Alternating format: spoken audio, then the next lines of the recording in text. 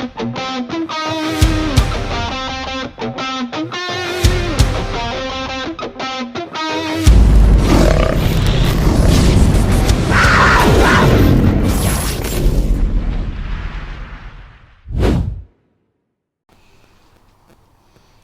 everybody, we're back. Episode 2, Teamster Talk and Steward Stories with our brother, Zachary Angell. We'd like to thank him for showing up. We want to tell everyone who you are, what you do at UPS, and what your workday looks like. All right, so I'm Zachary Angell. Who I am, I think my most important title is steward. I've been a steward for, since 2021, so 4 or 5 years now. I am the recording secretary at the local. I also am the treasurer at Pride at Work, which is an all-union organization that represents LGBTQ folks. I go and represent the Teamsters at the Central Federation of Labor, which is a subdivision of the AFL-CIO. For those who don't know, that's a union of unions. It's a giant coalition that makes up most of the, I believe, 42 unions in this state.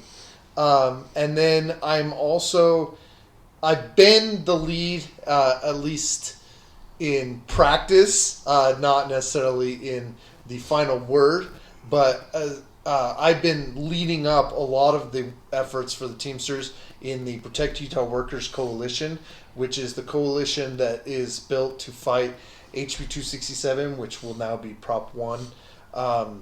As for what I do at UPS, I'm a hazmat auditor. I make sure that everything that's hazmat is compliant with the 49 CFR, which is the domestic regulations, and the IATA, which is the international regulations. Mm-hmm. And my average work day is a lot of little tasks that ultimately involve me looking very closely at boxes and making sure that they have all the paperwork and all of the markings, and that those markings are correctly affixed and everything is compliant. So you're a very meticulous fellow. It is very meticulous. Yeah, very meticulous. Following that federal law, making sure everybody's safe and taken care of. Yep, absolutely. Yeah. So how long have you been a Teamster? I have been a Teamster for almost my entire 20 years. It'll be 20 on January 16th. Oh, congratulations, man. Thank you. Congratulations. I'm happy. I'm proud of you, man. That's wonderful. So, tell us one thing that people would never guess about you. So, I'm an artist. A lot of people don't know that. I am also conversational in sign language. Oh, nice. Which I learned entirely from speaking to fellow members at UPS. Nice. I actually, believe it or not, I had 2 friends. They were husband and wife. They were deaf. And I learned just from watching them sign, and we would write notes back and forth, and I started to learn that way. And I could always tell when they were arguing because their signing got very aggressive, and I was like, wow, that's obvious. What's going on there? But I actually learned it just from talking to them, having a couple of friends. I saw Brother Zach here speaking to a deaf member during the drive pack, and it made me feel bad that I didn't keep up with that. That is a beautiful thing to know. Conversational sign language, ASL, correct? Mm-hmm. Yeah, which is American Sign Language? Yes. Okay. If you get the chance, you want something that's awesome and beneficial, you should absolutely learn that. It was very rewarding for me, and unfortunately, I find it also teaches you a different way to think, because their language, while it is American, it is not really English. No. Yeah. And so it is kind of its own thing, and it gives you a new way to look at even your own language, which is interesting. Yeah, it's a unique skill to have. And when you see people who are deaf that are communicating with each other, you think, I want to get in on that. I like that. That's good. But you've got no skill because you didn't try. Right. Yeah. So anyway, it's a beautiful thing. All right, that's kind of a tangent, but I like it very much. All right. What made you want to step into the recording secretary role?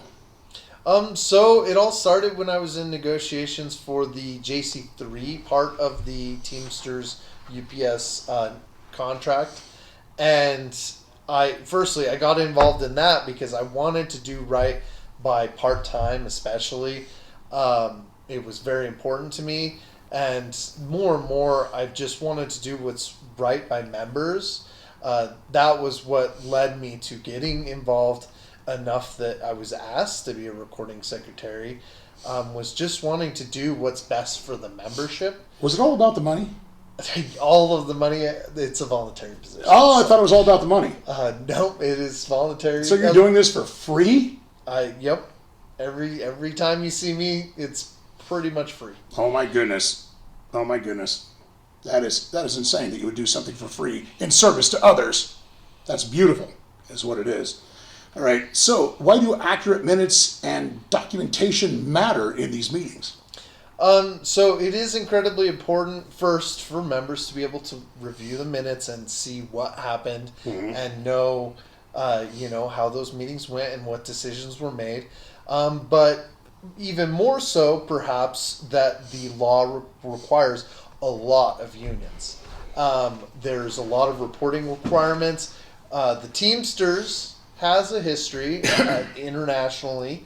And so the federal law has a lot of specific guidelines that are built specifically around what happened with the Teamsters, a few decades ago. Yes. The corruption, all And that so crap. Yeah. we do get audited internally I believe it's every single year, regardless of what happens, just by the IBT to make sure that the minutes are correct, in case they are reviewed by. So there are different types of audits, though, that come down from different entities, correct? Correct. And for different reasons. Like I said, the Teamsters one is, I believe it's yearly or every couple of years, recurring indefinitely. So it doesn't matter what happens, they're always going to audit. So one of the things that we were talking about before we started recording was people, they misunderstand what a recording secretary does in the general membership meetings. They want you to be precise. Capitalization, every paragraph, every punctuation, every comma, every dot, every T, every I. Okay. So I do make sure that all of my grammar is correct and that my punctuation is to the best of my ability. But the big thing that's misunderstood is that it is believed to be a transcript, and it is not a transcript. Minutes of any organization. I'm on the boards of many organizations now, and I've seen very large amounts of different minutes from different organizations, and the consensus is that it is the business of the union. It's not what everyone just says. And debate is like a stenographer. Yeah, and debate is never recorded. Only the votes, who motions, who seconds, the votes, and on occasion, depending on the organization, how many voted for yes, no, and abstaining. Most organizations don't even record that. So it's mostly just whether or not it carried. Okay, So, awesome. So that leads into the next question, and this is something that really needs to be understood. Okay, we can't address all this here. Okay, what do members misunderstand about how the local works behind the scenes? That is something that's so misunderstood, and it's the local. The local is a charter of the IBT. The local is not the IBT. We're a charter of the IBT. So what do you think people should understand, or maybe what they misunderstand about that? So I think that most people, when they engage with their feelings and their understanding of the executive board, is from a reference frame of whatever is going wrong for them at that moment. But we have a lot of rules. It's very complex, and it is not based off of any one person. We have to take into account every single member of the local in our decision making, and so decisions may be made that long term affect one individual or a couple individuals negatively, but on the whole benefit the group. Yeah. And that even goes when we're deciding how to allocate money or which politicians to endorse. We do take very seriously the membership, and it is mistakenly believed that it is personal preference, but it is entirely with the consideration of the membership. Of course it is. And with the Constitution and the bylaws in mind at all times, which are very detailed. We also have a policy manual for the local as well. You can come. All you got to do is ask for those, and you'll get them. All you got to do is ask. So all of these things are the things that have to be taken into consideration. So as much as it seems like a whimsical fancy, the local does have a lot of very stringent, and even up to the legal ones, which we had just discussed. Your emotional feelings about the way things are going, they don't matter. Okay, the laws matter. We care about how you feel, and we'll listen to your complaints as stewards, and we will try to talk you through that and maybe get some personal help to you, stuff like that. As far as the union goes, we're here to protect the contract. Okay, that's what we do, and there is a process to everything.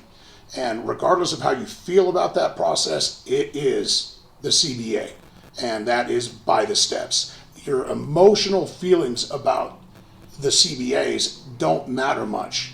Okay, the letter of the law in the CBA is what matters. All right, so we're going to move from this into your position as head of what I have here is LGBTQ plus caucus questions. I asked you what you want to call it. It was the Queer Caucus, the Rainbow Caucus, the Pride Caucus, the Queer Pride Caucus. So I'm not exactly sure. What are we going to call it? So our official title is, I believe, the Queer Pride Caucus, but you can call it just the Pride Caucus. It's very easy that way. Yeah. We changed it from the LGBTQ plus because that is a mouthful, and It we is a kept having mouthful. to say it over and over, and we got tired of it. So, What is the mission of your caucus? so our mission is to represent members that are of the community, the LGBTQ plus community, to make sure that we have the resources that we need, which the union as well as the public have many. The government has many resources, many nonprofit organizations, and getting our members plugged into both those within the local and without, as well as we are advocating for contract language that reflects the needs of our members. The two that come to mind are bathroom language and the much harder one, because this deals with health and welfare. We would like to see more trans-inclusive healthcare going forward, but of course that's always difficult to get, being health and welfare, and that those trusts are very rarely on the local level. So we're dealing with whole joint councils or entire regions. But that is our goal. Are you making any progress on that, or do you see? Because it seems like the trans movement and stuff like that, it's kind of starting to take a back seat. It's starting to backslide a little bit. So, what kind of progress have you seen in those rights? So we have been working on those things. Our former president, vice president, apologize, had been pulled onto our board because of our work getting the non-binary bathrooms, which they have at UPS. The new facility has those bathrooms, but they had them locked all the time, and you had to go and get a key, which we were. That is not correct. When you gotta pee, you gotta pee. Yeah, you should not have to go and find whoever, and no one knew who had the key, and eventually we argued, well, I should say specifically our former VP was very successful in arguing and getting those opened up, but we would like to see more situations like that where the companies are building bathrooms that then anyone can use, that are open to these members that maybe can't use either or for state law reasons or for whatever. So it's an easy solution that benefits everyone. They have their own space, and then it's not a concern.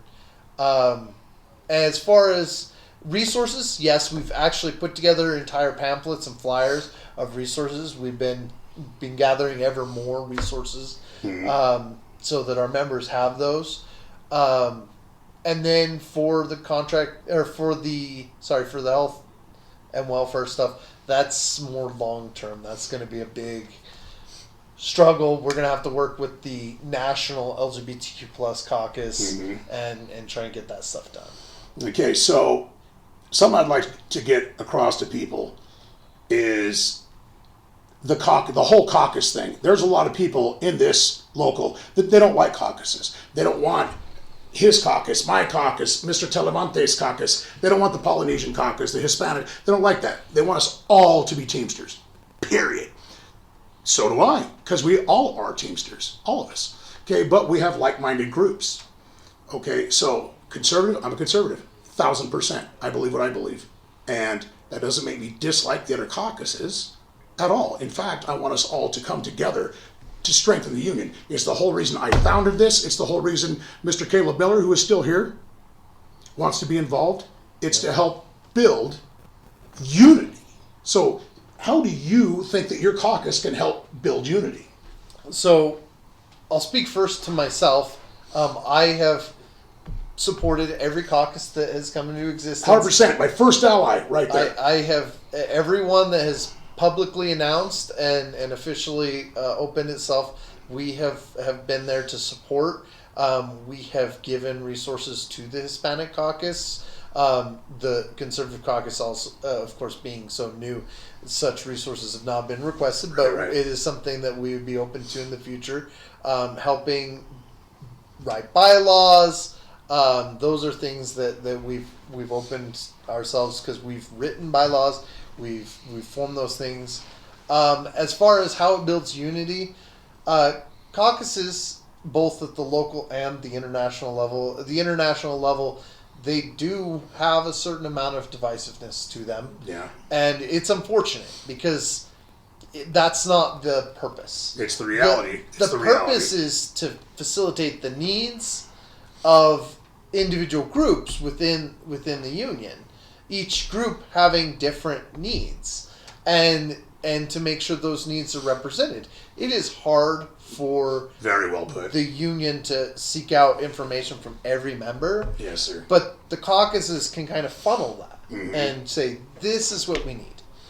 And that's the purpose. It's not to be divisive. So do you believe that that's what people don't understand about the purpose of the caucus? I think so. I think that's the big thing is it's not exclusive. Right. And the Conservative caucus, like I said, it's a big tent thing. We want everybody. I don't care what caucus you're from. Again, this man right here was the first dude to step up and offer help. Okay? All right. And also, again, people don't understand what a conservative is. I have brought this up in different things. This man, when I explained to him what conservatism is, it's not republicanism. Well, it is. That's a misthing too. Republicans have screwed up the term conservative. All right. And I want you to understand that he and I are aligned on preserving tradition. Okay? Conservatism is conserving what works. Progress, coming down the road, what we want to do as conservatives is we want to observe the progress and make sure that it's good for our posterity, what's coming in the future. All right? So his caucus and my caucus are 100% aligned on how to do not how to do those things, but why to do those things. You know, it's important for all of us as Teamsters to understand that we're not going to be here forever. There's a lot of people before us. There's a lot of people after us. We have our time to do this. And our caucuses need to work together as Teamsters. Okay? We're like-minded in the Teamster genre, the Teamster, zeitgeist? I don't know exactly what word to use. Okay? But we have different beliefs outside of that, but we're all still aligned as Teamsters in the labor movement. So, do you agree with all that? Absolutely. Okay, cool, because I'm just kind of making crap up as I go along, it seems like. All right, so, here we go. This is the man to talk about House Bill 267 of Prop 1. Okay, if you don't know anything about this, you're fixed to know everything about it. All right, so, you have the floor, sir. All right, so it asks here, what does it actually do? So it does several things. It disallows the state and government organizations from bargaining with and recognizing unions, which is very important from our perspective. That's for us the big absolutely not. That is how we get the rights and the benefits that members need. It also does prohibit the use of public assets for unions, which the only use that unions have is actually they use public space within schools, for example, to have meetings. Yes, sir. But they don't. A lot of the things that it disallows, including money, are not things that the unions actually do. So that was very misrepresentative of what is actually happening. It removes all future government employees from the Utah retirement system, which is incredibly unjust. Makes no sense. No, and it's Why would they try to fix something that wasn't broken by ruining it? right, and it doesn't make any sense. No. The other big thing is It's shameful. the state would take on the liability insurance that's actually paid for by organizations like UEA. So it actually, I can't remember the final figures, but it was, I believe, in the millions of extra cost burden to the state that is currently held by these organizations. So not only is it taking away rights, it's also putting a cost burden that the state shouldn't have to have onto the state. So it's actually making things worse. It's actually for the doing more state. damage. And talk about the freedom thing. This part here, I'm going to let him talk about it, but they say that it gives people more freedom. Explain, why is that ridiculous? Because it is ridiculous. So it's ridiculous in that it's a right to work state. You already have the freedom to sign up for the union or not to sign up for the union, and you still enjoy all of its benefits. So that argument is incorrect. The other reason it's incorrect is that the idea is that their argument is the union makes decisions for the members.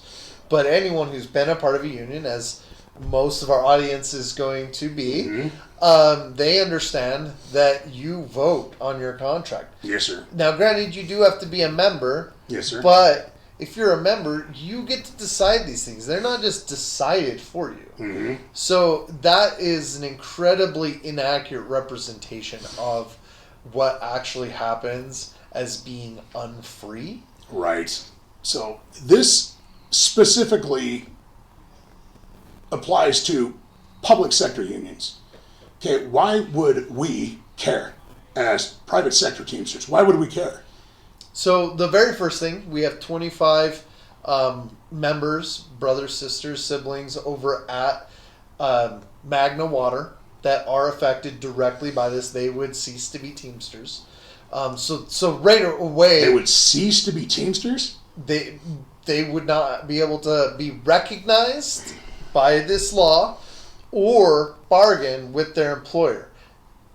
This is a no-go for any Teamster, is to say we're going to lose Teamsters. Yeah. That is just an absolutely not. And for me, I don't care if it was one Teamster. I've put hundreds of hours into this, and I would do that for even a single member. Absolutely. But That's why we're a collective. absolutely. But the other reason is it doesn't stop with the public sector.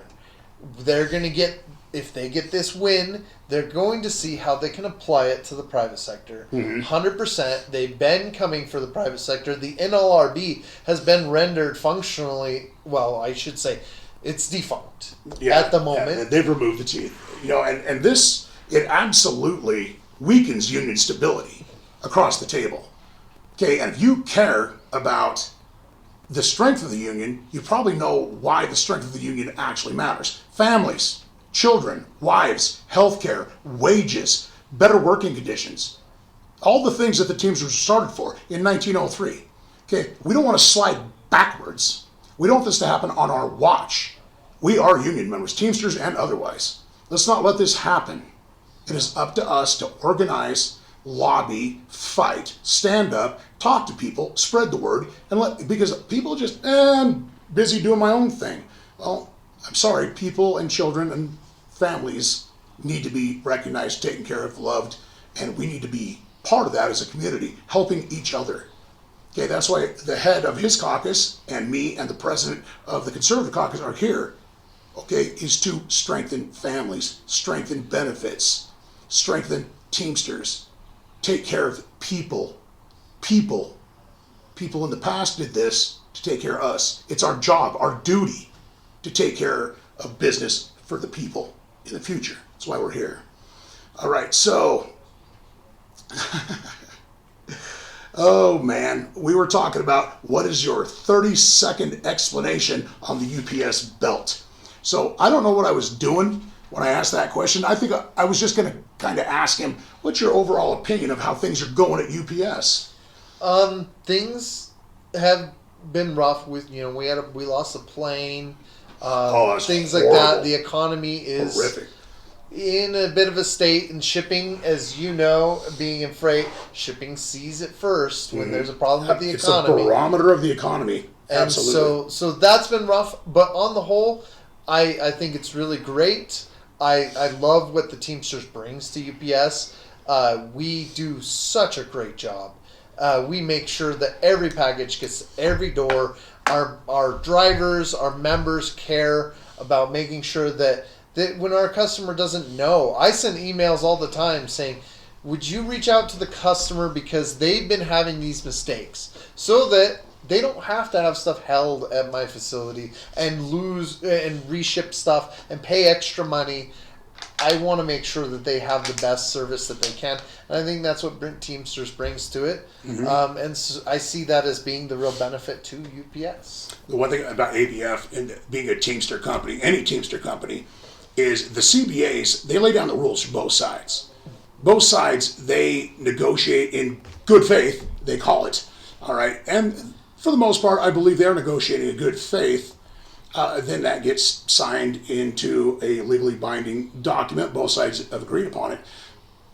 And the contract is written to benefit the Teamster. Okay, but it's also written to protect the employer.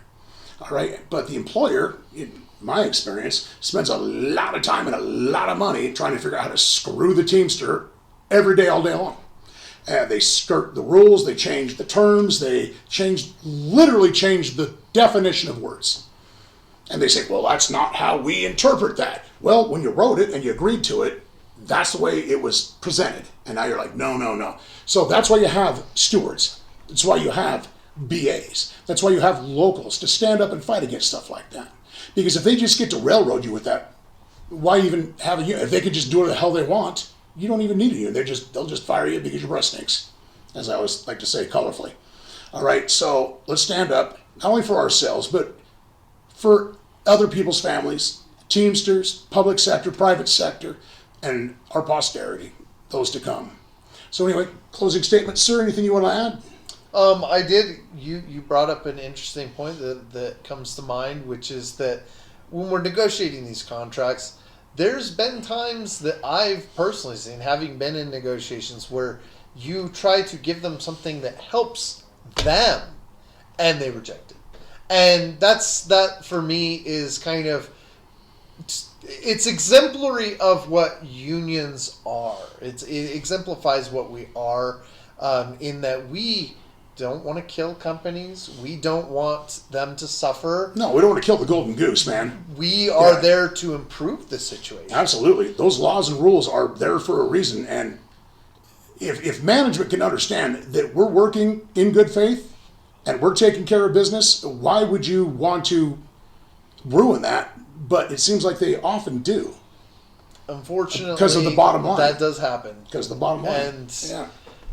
I think that's what unions really bring to the table, and so I'll leave it with that. Okay. All right, people. Awesome. Our next interview, I believe, is going to be with Nisa Zamora. Nisa Zamora. Excuse me. Every time I say her name, I feel like I'm singing opera. Nisa Zamora. Anyway, so she'll probably be up next, and I just want to thank you all for watching. And, sir, thank you so much for your wisdom. Absolutely. Okay. Thank you.